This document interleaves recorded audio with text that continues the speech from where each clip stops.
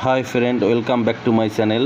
আজ আমি আপনাদের নিয়ে যাব নতুন আরেকটি জায়গায়। এটি হচ্ছে আমাদের সনেটের প্রবর্তক, সনেটের জনক মাইকেল মধুসূদন দত্তের জন্মস্থান যশোর জেলার কেশবপুর উপজেলার সাগরদাড়ি গ্রামে।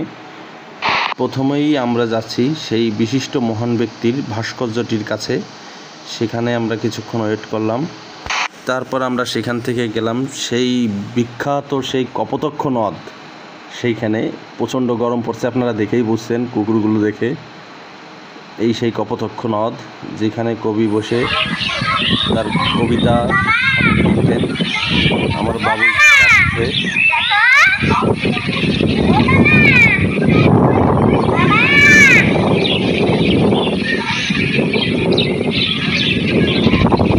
দুষ্টুমি করছে। আমরা গরমের সময় আজকে লোক অনেকক্ষণ ছিল, তো আমরাও অনেকক্ষণ এই কপোতক্ষ নদের পাশে বিশ্রাম নিলাম এবং একটু শীতল হওয়ার পরে পুনরায় আবারও কবির জন্মস্থানে প্রবেশ করলাম, তার বসতভিটা বাড়িতে।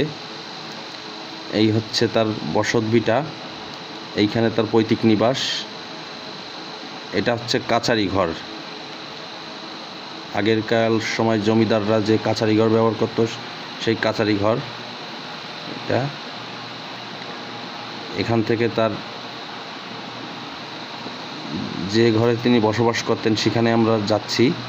আমার বাবু আগে আগেই রওনা হচ্ছে।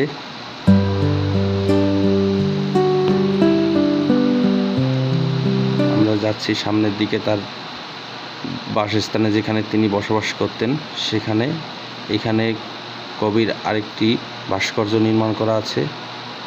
এই হচ্ছে কবির পৈতৃক বসতভিটা, বসত বাড়ি। অনেক সুন্দর করে ফুল গাছ লাগানো আছে, অনেক সুন্দর বাড়ির ভিতরটা।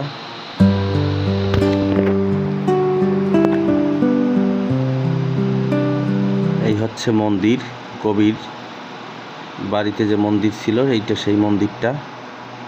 অনেক সুন্দর করে করা, খুবই সুন্দর মন্দিরটা। সেখান থেকে আমরা যাচ্ছি হচ্ছে কবির জাদুঘরে, যেখানে সব কিছুই কবির সংরক্ষণ করা আছে। সেই জাদুঘরের দিকে যাচ্ছি। এই যে আমরা জাদুঘরের ভিতরে আসলাম। এই হচ্ছে আমাদের কবির পিতামাতা এবং এই হচ্ছে তার প্রথম স্ত্রী হেনরিয়েটা, এবং এটা দ্বিতীয় স্ত্রী।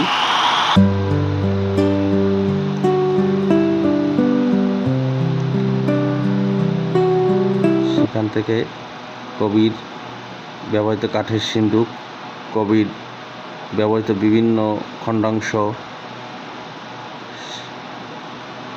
এ হচ্ছে তার ব্যবহৃত স্টিলের সিন্দুক এবং কাঠের বাক্স।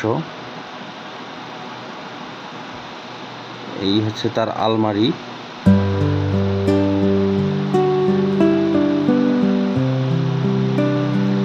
এ হচ্ছে তার ব্যবহৃত দা টিফিন বক্স এবং আয়না তখনকার সময়ের।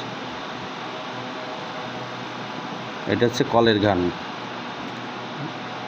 এবং টুপি রাখার বক্স। এই হচ্ছে কবির ব্যবহৃত পাথরের থালা, গামলা এবং হচ্ছে এসে কবির ব্যবহৃত সেই খাট, যে খাটে তিনি ঘুমাতেন। এ হচ্ছে তার টেবিল।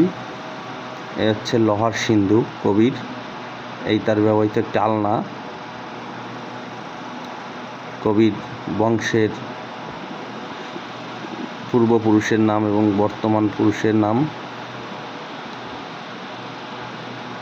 তিনি 12টি ভাষায় কথা বলতে পারতেন এবং জানতেন।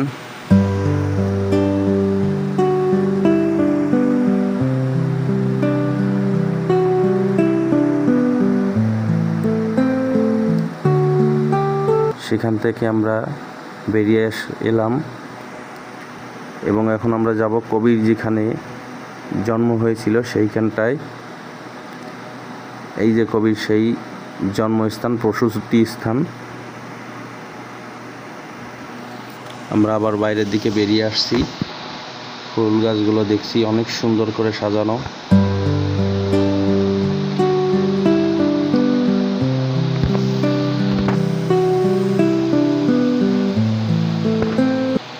সবাই আসতে পারেন, অনেক সুন্দর জায়গাটা।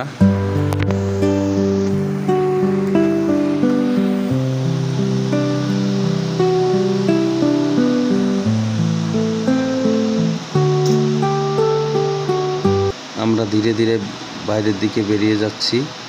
আমরা এখন বেরিয়ে যাব।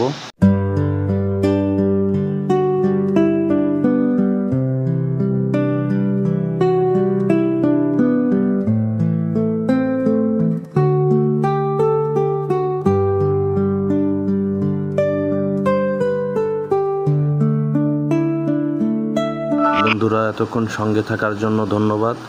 দেখা হবে পরবর্তীতে আরেকটি ভিডিও নিয়ে। ততক্ষণ সবাই সুস্থ থাকুন, ভালো থাকুন। ধন্যবাদ সবাইকে।